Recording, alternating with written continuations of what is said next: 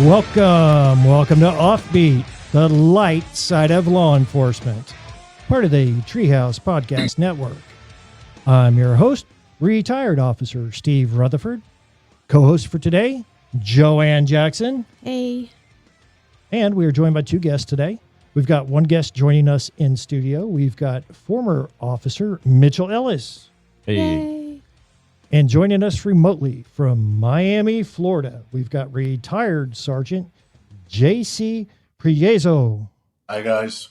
Yay. JC, did I get your name right there at the end? Did I pronounce it right? You got it, and you have all the right to butcher it if you want. That's good. You got permission. Oh, okay. Don't do that. That's like a free pass. I like It that. Is.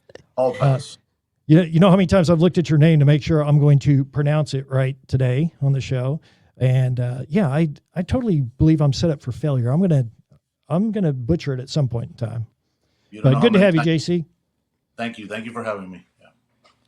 Now, today I do want to mention our studio is located in Wise County, and we did lose a deputy in Wise County just a few days ago, and our thoughts and prayers are with his family, his friends, and his agency.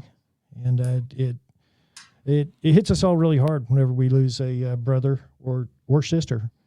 And we're thinking about them. I did speak with the sheriff here in Wise County. I've had the opportunity to speak with him a few times, and I will say this: those that are not familiar with it, there is a RMS Treehouse Listeners Foundation.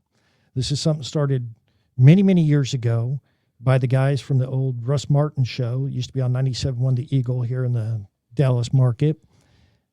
And what they do is the foundation donates to the families of fallen officers and firefighters in the North Texas area, should one of them fall in the line of duty.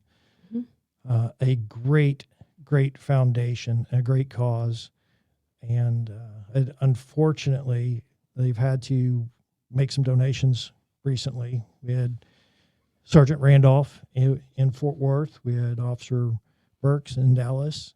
And unfortunately, the Wise County Deputy Love as well. But guys, a terrible situation. Obviously, money can help. Money is not the cure in this situation, but money can alleviate some of those financial stresses from the immediate family while they're going through these tragic times. Yeah, and anybody that knows me knows I have been on the Russ Martin show multiple times and always made Russ cry because how grateful I was for that check. It didn't bring Brian back. It didn't do that, but it helped me stay in my home until things got completed and worked out. And because I truly believe had it not been for that donation, I probably wouldn't have been able to keep my home. Yeah, it's just very, very important stuff. And Offbeat is part of the Treehouse Podcast Network. So therefore, we are kind of associated with these guys in regards to that, and have the opportunity to work with them. And that being said, if you're looking for a cause to donate to, consider donating to the RMS Treehouse Listeners Foundation. You can make your donation online. You can go to treehouseonair.com. Again, that's treehouseonair.com. At the top, they've got a link for donating to the Listeners Foundation, as well as at the very bottom of the page, there's also a place where you can click on that link. So consider donating to the foundation. It's good stuff. We know a lot of survivors that have been recipients of those checks, and it's done so much to help them out in a time where they really don't need to be thinking about money. They need to be focusing on the bigger tragedy there and on healing from their loss. So consider donating. Yeah, we appreciate it. Absolutely. Now, JC, you were an officer for Miami Dade PD, correct? Correct, yes. And how long were you an officer there? I did 28 years, 6 months. I was an officer for 10 years and a sergeant for 18 and a half. So, yeah, it was a while. Ooh, you're old. I still think I'm older than you. I know we talked about that. I'm 27. Me too. I'm 28. Well, and it's funny you mentioned I was an officer for 28 years and 6 months, because that's 6 months. That counts. It does. That's a big It deal. does. It does. It does. I mean, I was an officer for, I guess, 22 years, 1 month and 3 days. Yeah, you I didn't mean, count the days. We keep track of this stuff. How about you, Mitchell? How long were you? I was with Fort Worth PD for 13 years. 13 years. So I'm the youngin' over here. No months or days or weeks? No, I wasn't keeping track. I guess Understandable. I didn't stay long enough to start counting months and days. Yeah, you definitely start counting those, because every day counts. Yeah. You know what's crazy is you look back and you don't realize how quick that time went by.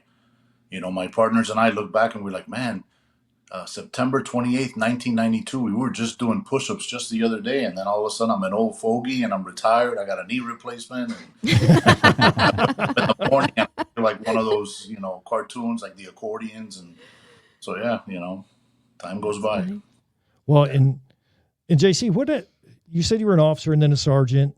Right. You have any other opportunities within your agency? Any special assignments or anything? I did after, I think, about my 4th year, I went to K-9. I did patrol K-9. He was cross-trained in narcotics and patrol. And I will tell you that is the best job. I had such a blast working with dogs. And I went out throughout my career later. After I got promoted, I went and I did the bomb detection dogs at the airport post 9/11, where I got my high salaries that I needed to make my pension. But yeah, throughout my career, my expertise was K-9 in one capacity or another. I worked undercover later as a sergeant and what we call the crime suppression team, CST. We do everything: narcotics, prostitution, all kinds of stuff.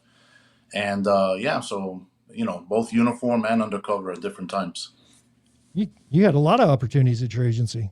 Yeah, it's the largest agency in the Southeast United States. We're like at 4,000 now, I believe. And the good thing about that is, you can hide. I always tell people in little departments, if you piss somebody off, you're like, I got to see you every single day. But in this one, the county is so big, you can go all the way north, all the way south. You can stand behind a desk or be in a car or whatever. So, yeah, thank God for that, man. Now, Mitchell, you said you were with Fort Worth Police Department for 13 years. What positions did you hold there? Yeah, so I was just a street cop patrol officer for about 4 years, and then I was accepted into a specialized unit. The name changes every few years, but when I started, it was zero tolerance. So basically, it's like a street crimes unit / tactical unit. So it's kind of a mixed training, So you go do all the SWAT school tactical stuff, but most of the time you're just going out and chasing bad guys on the street. You're kind of just available, if something tactical pops off. Eventually they changed the name to the Special Response Team. But I was there for 4 years, and then I'm promoted out of SRT, and then I was a detective in the Crimes Against Children unit for 4 years before retiring early. Yeah, the Crimes Against Children. That's a tough one, man. Yeah. It was the most rewarding time in my career for sure. I mean, the cases are so important. Every single one is. It's not like, you got 2 gang members that assaulted each other or something, and these are true victims. So that part of it was super rewarding, but obviously it takes a toll after a while for sure. Yeah, I can only imagine, and it's actually interesting. One of my kids works at a children's advocacy center here in the North Texas area, and she mentioned that they went over a case study, and the detective assigned was Detective Mitchell from the Fort Worth Police Department. They gave you all sorts of kudos. I don't know what the case was about, but Yeah. You did something good. Yay. COVID backed up the system so bad that I get calls every month still to go and testify. I testified in a case last week. So even though I've been gone from Fort Worth PD for almost 2 years, and I'm still testifying on cases from like 2018, 2019. Wow. Well, I'm glad that you go and that you're not like, I'm done and I'm not going to do anything anymore, because I'm sure you do it on your own time. Right. It's important that you do that, and I'm glad you do that. And now that you're not an officer, what do you do now? You don't have to say who you work for or whatever, but He slacks. what does your job entail now? Yeah. So it's kind of a crazy story. I do 2 different things, 2 vastly different industries. My wife and I started off while I was on the police department. We built an Airbnb, and and it exploded. It just took off. It did super well. And so after about a year or two of operating that, we're like, man, maybe we could scale this. We could grow it. And long story short, we ended up building a boutique hotel in Glen Rose, Texas. We've got 32 bedrooms, 49 beds, a big chapel, a venue space. So that's been a lot of fun. The other half of my career at the moment, I'm flying helicopters. So I'm a commercial helicopter pilot, and I fly oil and gas pipeline inspection. That's cool. Yeah. Oh my God. Yeah. Yeah. Yeah, Talk about Does that mean you have to go out in the bay and out in the Gulf, or? No, it's all mostly just kind of all over Texas. So a lot of the the really big long pipelines that run through Texas are kind of going from West Texas, Midland area to the ports in Houston. And so I spent a lot of time in between. And then there's a lot of leisure flights as well. The owner of the company that I'm flying for, he likes to go hunting. So we go on a lot of hunt. We'll go fly the helicopter, go on a hunting trip for a week, and then come back. So sometimes I feel like I'm just getting paid to be like a hunting buddy. Nothing wrong with that. Would the owner of the helicopter ever want to donate some helicopter time to law enforcement officers? How about some widows, survivors? Take us for a ride. I bet we could arrange some rides for sure. We just want to go somewhere for the day. Yeah. Like, let's go. I don't know, where it was a good place to go just for the day. Let's go to Nashville for the day and come back. It's not that far. I'm sure it's like what, 2 hours? Not quite that fast. It's about 2 hours to Houston. So Nashville will probably be maybe 4. A 6 hour flight. I think so. It's only I think 13 they have hours. that new pipeline in the Bahamas, right? Don't they? I think. Yeah. I'm looking into that one right now. That's going to be the next project. I'm just going to fly over the water all day. I know it's down there somewhere. Yeah, it's down here.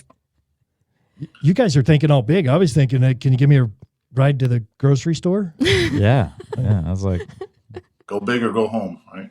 That's it. Now, getting back to the whole law enforcement side of stuff, JC, you were an officer for 28 years, 6 months. Right. I'm sure you've come across some good stuff out there. Got any stories from when you were working K-9? It's funny.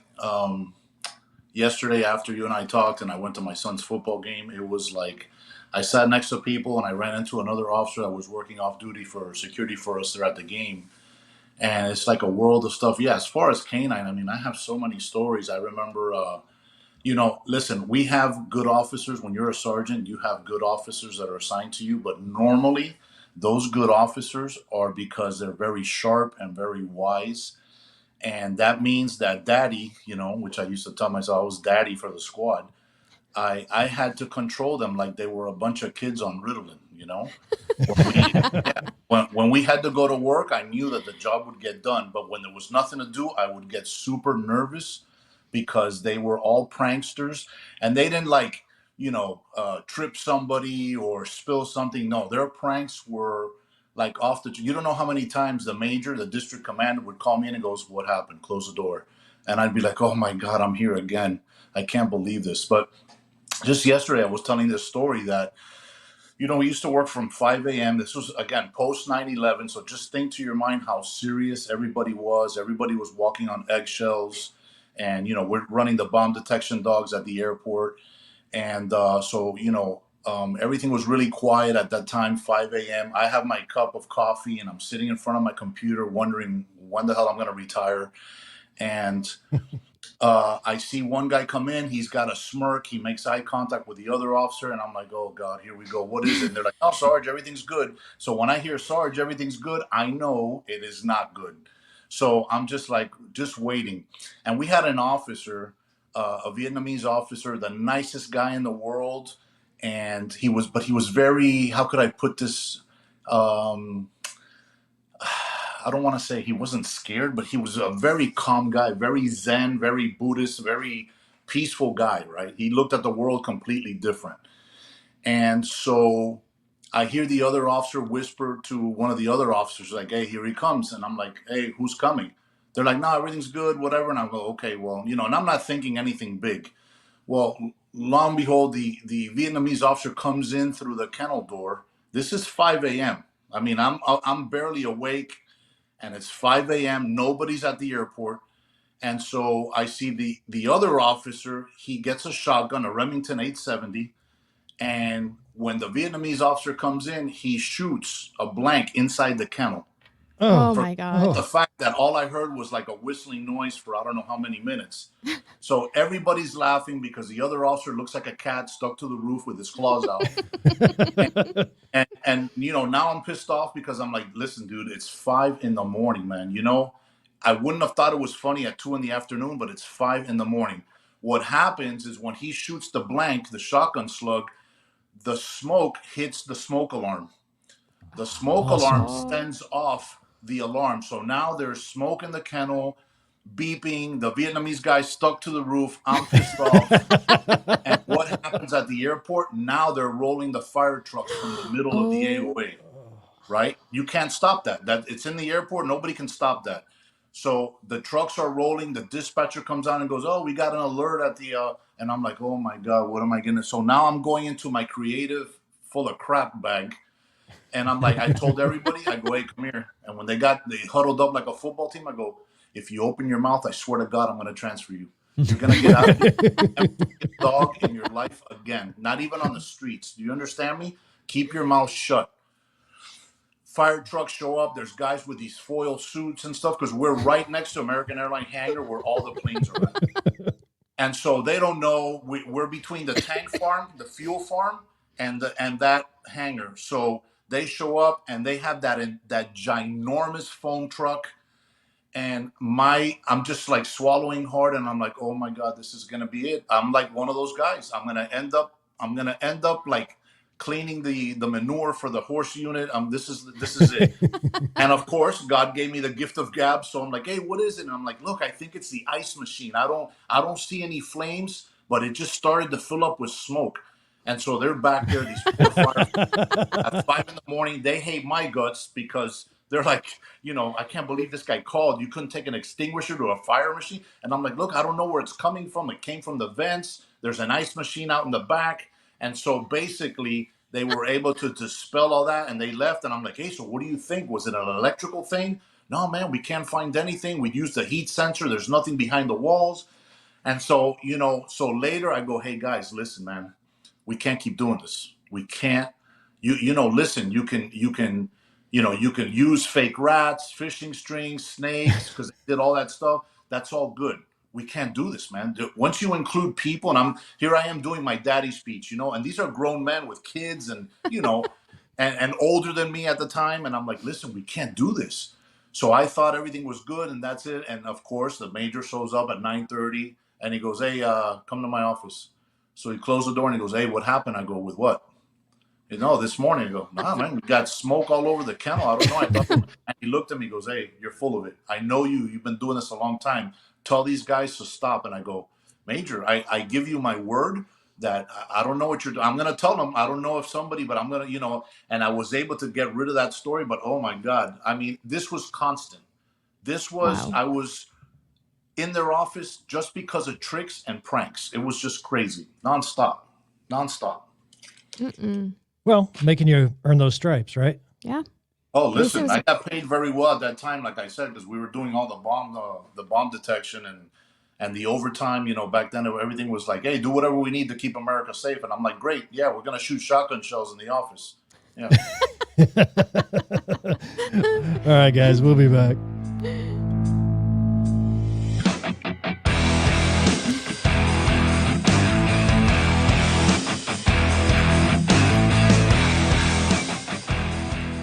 Planning for the future is challenging, and getting where you want to go in life requires strategies built around your unique financial needs. Alexander Financial Management is here to help you reach your goals. As fiduciaries, Alexander Financial Management will pursue the best solutions for you, no exception. While their decades of experience and service are available to everyone, Alexander Financial especially wants to help first responders and their families. The founder is a former police officer, and the executive team includes a retired fire captain and a retired police officer. Their extensive background in public service gives a deep understanding of the public retirement systems of Texas. So for retirement planning, investment strategies, life insurance, and estate planning, Alexander Financial Management has your back, so you can look forward. Get more info at alexfm.com. That's alexfm.com. Investment advisory services offered through Transcend LLC, a registered investment advisor. TE3 and Alexander Financial are not affiliated entities. Insurance products and services are not offered through TE3, but are offered and sold through individually licensed and appointed agents.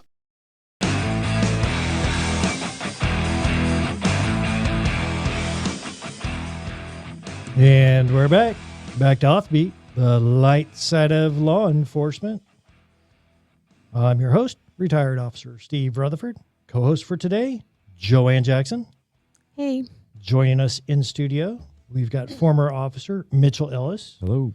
And joining us remotely from Miami, Florida, we've got retired Sergeant JC Prellezo. There you go, baby. I got it. Got it. That's twice in a row now. And you're on a roll, bud. Now, this segment is sponsored by our good friends at Alexander Financial Management. If you have questions about retirement planning, investment strategies, life insurance, or estate planning, check out Alexander Financial Management at alexfm.com. Now, Mitchell. What's up? Whenever you were an officer, anything ever funny happen? Oh, man, where do I start? Start back in the beginning. It was a dark and stormy night. Dark and stormy night. I think, I never really, when I was growing up, I never wanted to be a cop. Like this was never even like in the back of my mind, like something that I might ever do.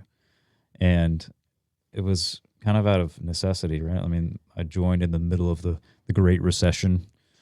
We're old enough, we can call it that now, right? So I joined really out of, like I needed a job, and but I was like, man, this sounds like it'd be cool, But when I started and I started working, there were two things that I really fell in love with and just enjoyed, and top of the list was car chases, like chasing bad guys. I don't know, to me, I mean, like I said, flown helicopters, I've jumped out of planes. To me, there is no greater adrenaline high than chasing somebody in a car. Like to me, that's like the pinnacle. A good old car chase of excitement, right? And then camaraderie, just the guys, right? I mean, just hanging out. I mean, what's cool? What's cooler than just getting together with your buddies and going and chasing bad guys? I mean, it's one of the coolest things ever. So, all that to say, so I'd been in patrol I was working Central Patrol downtown Fort Worth. Probably for about 3 years, and there was this guy, and I'll call him AJ. AJ had he'd been in a CPI, so he'd been in this shooting, and all the details weren't out. There were a bunch of rumors. Some people were like saying like, "Oh man, that guy's gonna get in trouble." Other people were like, "Oh, he's good," So it was just kind of a weird, awkward situation for him. So he gets transferred to my team. And he was young. I mean, I think he'd only been on like six months. Wow. And so he's sitting in roll call one day, and everybody's just avoiding this guy like the plague. Nobody will talk to him. And so we break from roll call. We're going out to the parking lot. I was like, "Hey AJ, you wanna ride together?" And I was like, "Hey, let's just." And so he jumps in the car with me. We and it turns out this guy, and I didn't know at the time like if he was just nervous from like his CPI or it's got a lot going on. If he was like, but he kind of had a stutter, he's just kind of like a goofy guy. I've grown to love him. He's one of my best friends now. And so we're riding around. I'm like, "Hey man, it's all good. Like we're just going to go back to work, go do our job, get into something, chase a car, find some drugs." So he's pretty nervous because everything he's got he's going on. He's nervous because he feels like he's in trouble. He's still wrapped up in all of this investigation, and I think he had just been cleared from his grand jury.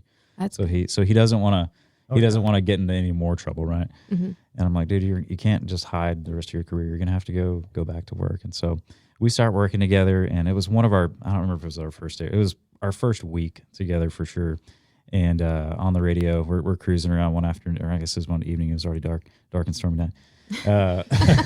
See? Yeah. It's always a dark and stormy night. It wasn't stormy, but so we get out on the radio. Somebody's chasing a car, and it's like going into downtown. It's coming right at us. So we're like, "Oh man!" I was like, and I'm driving. So the car's coming right at you. It's coming right at us. Okay. And so we catch up to him. There's another officer pursuing. And AJ's like so scared of getting in trouble. So every stop sign, every red light, You know, he's like, wait, watch out, you know, he's Poor just thing. freaking out over there. And I was always known to drive pretty fast, so I think I scared a lot of people with my driving tactics. Well, eventually we get up by Beach and 121, and this guy, we weren't allowed to chase people the wrong way, so this guy goes the wrong way on the service road. I kind of followed him for a second, but then I got I didn't go the wrong way for very long. But he was real freaked out about that. But thankfully, by the time this guy, He's like, I quit. I'm done. He's like, let me out of the car right now. The helicopter was up, and so now the helicopter's calling out where this guy's going. He's like, oh, he's northbound in the southbound lanes of the service road. So we're trying to get around to where he's going, and so we get into this neighborhood, and the helicopter kind of yells out, okay, he's wrecked out. They ran into the woods behind these houses. And it's pretty established neighborhood, but they all had alleys, kind of, I guess, an older neighborhood. And so we get to, we come around this corner, and the helicopter called out their last location, direction of travel. And I'm thinking, okay, they're going to pop out at the end of this alley. Yeah. And I hadn't worked with another officer much. Like we didn't back then. Like I didn't ride with. Not that I didn't want to, but I just didn't have any like cool guys that I would just ride with every day. So I wasn't a great communicator. When you're riding with somebody, you gotta talk to them, right? You gotta tell them what's going on. So I'm thinking all this stuff. I'm like, okay, he's gonna pop out. We're gonna get him. And I'm just thinking AJ like is reading my mind. So we pull up to this alley. I shine my light down the alley, and sure enough, this guy is like running right towards me. So awesome. I bail out and I just like take off down the alley, and I'm running. I mean, I'm just like running with all my might. And like the longer I run, the more I'm like, where's AJ? Like I don't hear him or anything. And I'm like, where's he at? I'm like, maybe he like went around the house. Like maybe he like went a different direction. Yeah, he's going to flank the guy. He's going to flank him, Yeah. And then, so now I'm like 100 yards, 150 yards, 200 yards. And so finally I catch the guy, and he kind of made a left through between two houses. We ended up in the front yard by the street. So I jump on this guy. I'm kind of freaked out because like I'm by myself, and like, I don't know if this guy's going to fight me or whatever. And right about the time I get him on the ground, some other random officer comes up, and he just jumps on this guy. We get him in handcuffs. We're high-fiving, everything's good. And AJ's nowhere to be found. And I'm mad. I'm like, I let this dude ride with me. Like I brought him under my wing, and he just left me. Like, is he sitting in the car right now? What's he doing? That's what I'm thinking. He's in the car. So I'm upset, and I'm pretty hard to rile up. And so we get this guy dusted off, and we're putting him in somebody else's patrol car. Well, AJ comes huffing and puffing up, and he's like, dude, oh my gosh. He's like, you left the car in reverse. It's like I had to bail out and chase the car down the street. He's like, I barely got in it, and just as it was about to run through this fence of this house, and I was like, dude, I'm so sorry. But I felt terrible. I went from mad to just apologizing, like, dude, I'm so sorry, man. That's my bad. But you went from disowning him completely to like, oh yeah, my God, dude, I was done with this guy, and then now we're like best friends because he saved my butt, right? Oh, yeah. If the car would have wrecked out, they would have charged me with an accident. I would have been in trouble. So it was great.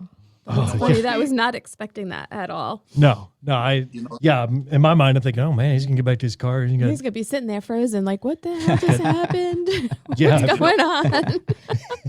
Mitchell mentioned there stuttering, right? And the minute he said stuttering, when the officer got nervous, listen, before I became a sergeant, I had just taken my promotional exam, and I used to ride with a guy named Chippy, right? His name was Carlos. We used to call him Chippy. He missed his calling, okay?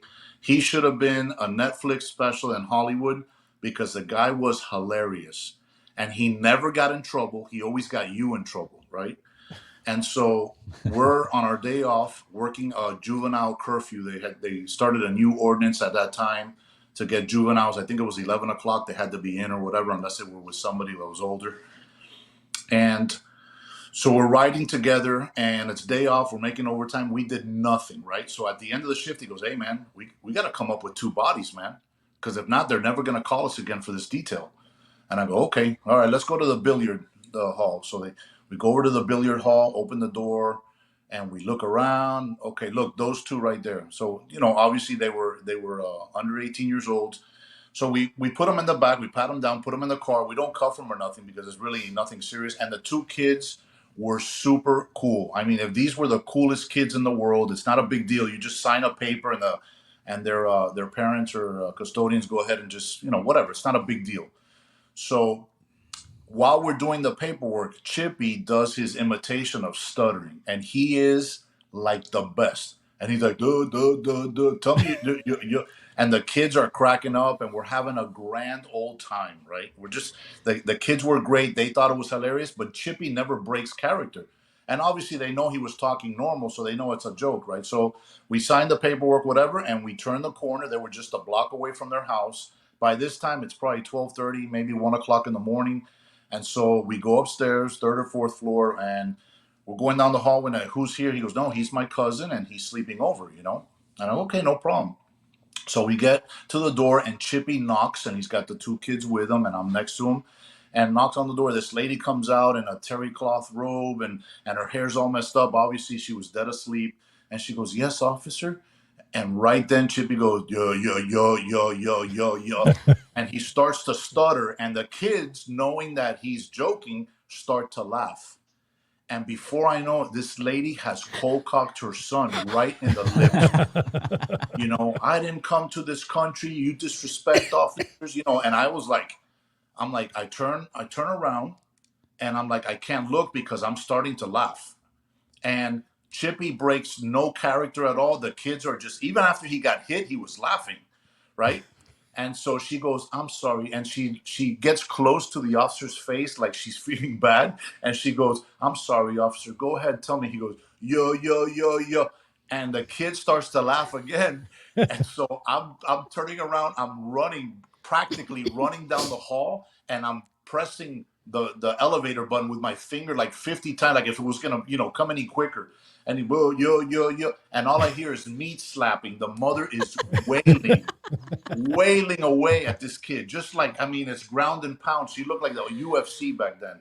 And I can't get on the elevator. I'm looking for stairs. And Chippy is just straight faced looking at the lady. He's not getting her off the kid. He's not doing nothing. And I can hear later, I don't know what the interaction was later when the kids were going in, but I can hear Chippy going, bye. And I was like, and then I told him, I go, listen, man, I'm about to get promoted. If I get passed over because we get an IA complaint, I'm going to kick your ass. I'm telling you, you can't do this. And he's like, what?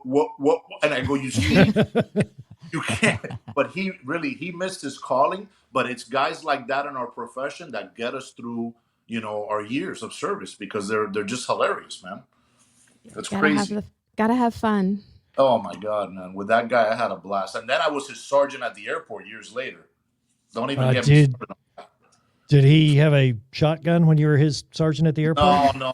He wasn't that. He was just his face and his voice. Like people would come off planes like from Italy or Brazil, and he would create his own language, and and people would they'd say, "Excuse me, sir, where is the bathroom?" And he would go like, blah, blah, blah, and I, dude, how do you? And they would follow directions and go down to the bathroom. I'm like, how do you do that? But he was just a clown. He was just. I go, man, you missed your calling, man. He was just hilarious. That's funny. But great guy. Good at heart, great officer. But that was just his way of dealing with the profession. Wait, JC, you've got me wanting to get him on the show now. Yep. You know what? When he retired, he had twin daughters that played softball. They were excellent. These girls were like animals at softball, man. And I know that they went to a school up north, and I heard he was down here, and I haven't seen him. It's been years, but you and me, and I can guarantee you, if I can get a hold of him, I will. But I have looked for him. People have told me, oh yeah, he's back. They live in Key West now, and they come up here. So I haven't seen him. But man, I'll tell you, if I can get him on here, listen, you guys would have to wear diapers because he's just you rolling on the floor, and you'll be like, man, you were a cop, man? I'm like, it's crazy. It's crazy. It's time for the blue telephone line to get working. If anybody knows who this is, I'm going to get in touch with JC. He's easy to find. He's got a podcast. Yeah, I'm going to start out. I've looked for him, though. I'll tell you that. Because he was so fun to be around, You know what, JC, if you find him and he is living in Key West, tell him we'll bring the studio to him. No, you got a chopper pilot now, so Yeah, Yeah, yeah, I'll fly a helicopter down there. yeah. you You can see how fly us God down there. works. There you go. Yeah, Yeah, we'll come to him. But Joann just mentioned a minute ago that you do have your own podcast. What is the name of your podcast?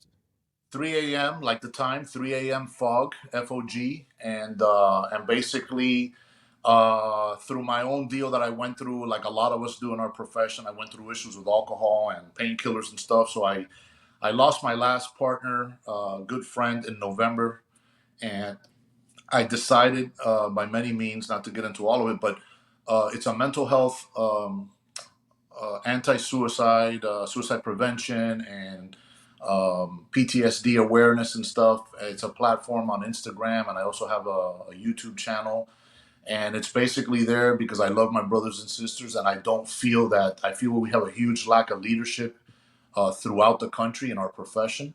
And my brothers and sisters need to know that we care about them. Just the fact that we're on here and we're laughing and we're giving people, our people, because they are our people, and we're giving them an out. A lot of our people suffer because of that stuff. So I did that platform, and it's blown up, and I'm there for my brothers and sisters, and I want to eventually take it national and take everybody's take the message to everybody that they are worthy and that they're important. Yeah. Good deal. What's the name of your podcast again? 3 a.m. fog. It's on Instagram and on YouTube, and I post daily and stuff. So they're welcome to come on there and get a little bit of wisdom. And I've been in that hole, so I know how to get out of there. So Outstanding. Guys, check it out. 3 a.m. fog. JC. All right. Mitchell, you said something about a jumper? Yeah, not in the traditional sense. Good. That's a good thing. Yeah, not like that. This is another AJ story. So, just remember, stuttery guy in the car, scared to get in trouble. AJ. we need AJ on the show to confirm these stories. Yeah, you said jumper, and I thought helicopter. I'm like, cool. I can't wait to hear it. Now this is, I didn't have enough seniority to not work Christmas Day. And so me and AJ, out here kind of, bummed out. We're working Christmas Day, just like, all right, we're not going to do anything, right? And you know what happens when you say you're not going to do anything today, right? So you're screwed. We're just going to chill, we're going to go get some food somewhere, you can park, just hang out. We'll be here if there's an emergency, obviously, but we're not going to be proactive. And so we literally loaded up our car, jumped in, pulled out of the lot. And I think we'd made it 2 or 3 miles right after we're just like, we're not going to, today's an easy day, right? And in Fort Worth, when you're driving down East Lancaster, this is kind of a homeless corridor. There's 7 or 8 different homeless shelters. So a lot of homeless traffic in the area. You see a lot of just really funny stuff. I mean, just people doing silly things. And so we kind of make it through the homeless corridor. We're almost to Beach in Lancaster. I was probably going to go to 7-Eleven and get a coffee or something. And right as soon as we're about to pull up to the 7-Eleven on the opposite side, so this is a divided, used to be a highway, but now it's kind of a resident or just a smaller street. But it's kind of far from us. We see what looks like maybe 2 homeless people, super drunk. And when 2 people are drunk and they're trying to hold each other up, and they're teamwork. They're using each other to stay upright and walk down the street. That was my first impression, and I was like, that's kind of weird. And then the closer we got, I was like, kind of like maybe they were struggling a little bit. And they weren't really fighting, but there was something weird about what was going on. And then as I drive by, I see they're kind of one's in front. There's a lady in the front and a guy in the back, and his pants are down a little bit. And I'm like, is this guy doing what I think he's? It's like one of those what is so? It's like, all right, we're gonna flip a U-turn. So flip a U-turn, and I didn't turn my lights, no sirens, nothing. We're just gonna drive by and just see what's happening. So as I turn around and U-turn, this guy, he kind of looks back and he sees us and kind of does the little felony shuffle, and so I stop, and I didn't have time to say anything. No stop, police, no, I still don't even know what's going on.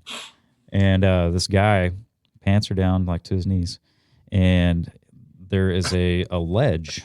And it kind of looks like a highway barrier. It doesn't look like a bridge per se. It's not like a clear. You wouldn't know the difference between a bridge and the roadway, right? And so I get out of my car, and this dude just takes off running, and he jumps over this barrier. So I take off running after him, and I get over to this barrier, and I realize that we're like 30, 40 feet over this creek. Oh my And God. Christmas Day, it's cold. Oh. And so I thankfully I didn't jump off this ledge too. So I kind of stopped myself, and I'm like, oh my gosh. Well, I look down. You guys know he survived. I'll spoil it. He survived. I don't know. He may have some ailments to this day because of this, but he did survive. Have you guys ever seen a dead cockroach? How it's just like on its back? Mm-hmm. Yeah. This guy is in about 1 inch of water at the bottom of this creek on his back, and he's just going, like you can just hear him, and we're like, oh my gosh, and he's like worried, now we're going to jail, right? Like we've done something terrible. He's freaking out. So, But so, any reason why he did that? yeah. So let me finish. I'll get to that part at the end. Why he did this.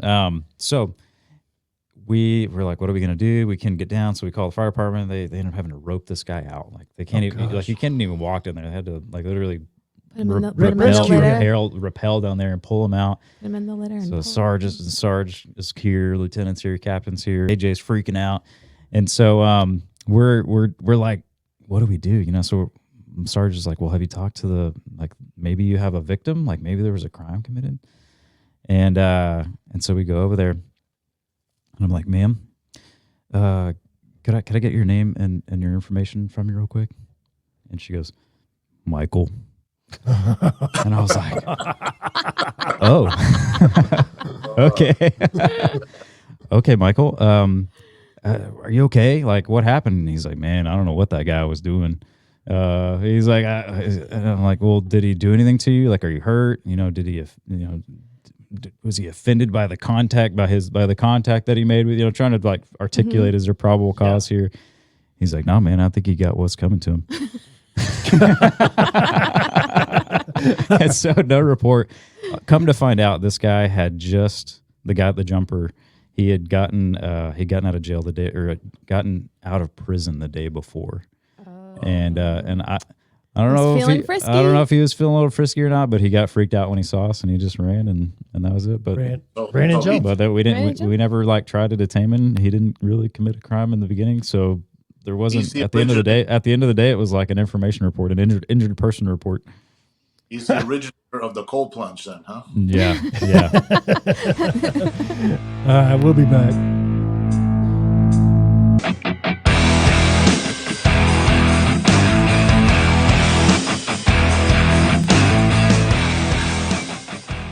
Let's welcome Daniel Cook from Cook DFW Roofing and Restoration into the studio. Daniel, how are you, sir? I'm doing great, Steve. Thank you very much. Now, Daniel, you and your wife, Carrie, are the owners of Cook DFW Roofing and Restoration. You specialize in roof replacement, roof repair, remodeling, and restoration. What kind of remodeling projects have you guys done? Steve, we've done a tremendous amount of all over product projects. We started out with a lot of clients wanting their bathrooms enhanced and made over. Then we had some clients reach out and they asked about some kitchens. We've done some humongous kitchen projects as far as total guts and completely rebuilds all the way from the ground up, new cabinets and countertops and backsplashes and enhancements in their lighting, their plumbing fixtures. So, projects can be very small with just switching out some tile in your bathroom and giving you a little facelift, all the way out to a complete rebuild to a custom kitchen. So we've also done add-ons to some people's homes. Patio add-ons, exterior patio covers and pergolas, and just all kinds of general stuff. But yeah, there's no project we have not addressed already, and we feel very confident in giving you a great product after we're out of there. Yeah, kind of a one-stop shop, huh? That was how our definition of our company was going, and we want to become that trusted contractor that you can use time and time again without worrying that, I don't know what kind of work they're going to provide. If you are in need of a new roof repair, remodeling, or restoration, give Daniel a call at Cook DFW Roofing and Restoration. The number's 833-COOK-DFW. Again, that's 833-COOK-DFW. The website, cookdfw.com. Ask them about their free first responder upgrade.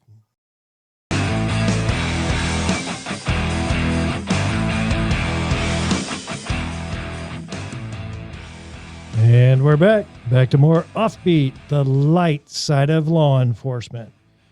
We're joined today by two guests. We've got one guest joining us in studio. We've got former Officer Mitchell Ellis. Hello. And joining us remotely from Miami, Florida, we've got retired Sergeant JC Prellezo. There you go. Hi, guys. Man, that's 3 times. I got it right. You get a cookie. Play the lotto today, buddy. Ooh, the lotto. Okay. So if you have not visited our website yet, check it out. Offbeatcopshow.com. Again, that's offbeatcopshow.com. You can listen to all episodes of the show there on the website, as well as subscribe to the email list. Also, if you are an officer and you've got a funny story that you'd like to come on the show and share with our listeners, send us an email, offbeatcopshow@gmail.com. Again, that's offbeatcopshow@gmail.com. Check us out on Facebook and Instagram, guys. Now, JC, you said you were a sergeant, correct? Correct, yeah. Now, as a sergeant, typically you don't have to answer calls. You don't do anything? Yeah. You just sit in the office and Don't tap leave, your pen trying to look busy. don't leave the building. You just answer to the major, was it, that came in and Yeah, you clean up messes. That's what I did most of my career, clean up messes. but typically you don't answer calls and unless it just gets really busy, right? Yeah, I like to be out there with the troops. I like to play around so they see me. Yeah, I mean, policy wise, no, that's not your job. But yeah, I always did. I ended up. In fact, I have a story for you. This is a good one. But yeah, I like to be out there with the troops, and so they see me. I know what they're doing. I'm constantly out there, and I think it's a positive thing. Again, leadership, right? So there was one night, yes, dark and stormy night, but no, it was one night, and we were backed up on calls. We had calls holding, so I was clearing up. I would just take most of the audible alarms, and I had experience. I felt comfortable, and I know I shouldn't be doing that, but I would just knock them out by myself. And so one call, was holding that a person had heard a noise. And I'm thinking to myself, all right, great. It was a little windy that night. It wasn't stormy, just a little windy. It was around October, November. And I said, you know what, I'll take it. I'm going to no report this call right off the bat so we can start clearing up calls. So, I take an arrival on the air and I get there and I'm like, this is going to be cake. And I get there and I meet Godzilla. And what do I meet? Godzilla. This guy was juiced. This guy was ginormous. I'm a big guy, 6'1", 300 pounds. And this guy made me look and feel like a flea, right? So I get there and I'm thinking, okay, no problem. He heard something, whatever. And he goes, he gets close to me, and I back up right away. I don't feel comfortable. And he goes, hey, there was a huge ficus tree on the other side of the street. He goes, hey, I heard them. And they're in that tree there, and they're waiting for me. And I go, oh, shit. Right away, I said, great. Good job, buddy. Take the call by yourself, And I go, what did they say? And he goes, that they were looking for me. I go, really? I go, hey, do me a favor, wait right here. I cross the street, I get on the air, and I go, hey, next available unit, have them, start this way, right? So I come back to the guys to the side. It was an efficiency on the side of the house, and I go, hey, good news, man. They're not here for you, okay? And he goes, they're not? And I go, no, they're waiting for another friend of theirs, and everything's fine. I go, listen, have you been taking your medication? He goes, yeah. And then in the background, there's a female family member that comes in from the other side of the house, and she starts nodding her head. And I'm like, yeah, no shit, I know that, And so I go, so you haven't taken your meds? I go, listen, why don't we take you somewhere where we're going to get you a little bit of help, right? And I'm talking to him like a 5-year-old. And he goes, I don't want to go anywhere. And I'm like, no. And I'm thinking to myself, oh, Jesus, please help me, And I go, and I know where this is going. After that, I already had more than 20 years on. And I was like, okay, this is going to get bad in a heartbeat. So I set a rapport with the guy, the whole verbal judo de-escalation thing. And I made another trip across the street, came back, let them know what the people in the tree were saying. So I see another police car show up, and I'm like, okay, this is good. And a female officer gets out. I know that she was a rookie because I see her in the district. She was brand new. She just got cut loose. I also know that there was some other issues with her training. She's no longer in the department. She lasted about 3 months. But anyway, so she makes her way over to us, and I'm like, hey, how are you? And I'm trying to tell her, like, with my eyes, hey, we're going to need like 2 or 3 more people, you know? And he goes to her, yeah, they're in that tree over there. And she looks at him and she goes, really? There's nobody in that tree. You're crazy. Oh. Lord. Okay, and cue the music, and it was on. I mean, what do you mean? And just all the anger that I had suppressed in him just came out.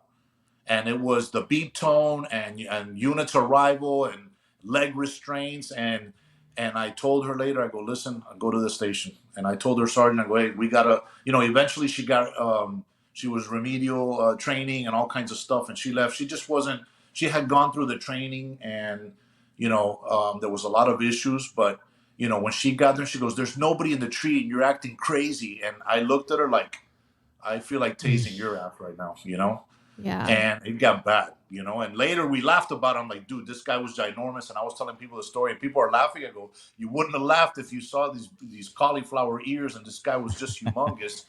And if the guy had told me that Santa Claus was there, I'm like, yeah, and Rudolph is coming next, But Yeah, it's just waiting. God. Yeah. That's I'm like, man, oh crazy. God. Yeah, I laugh about it now, but believe me, I was like, oh shit, here we go.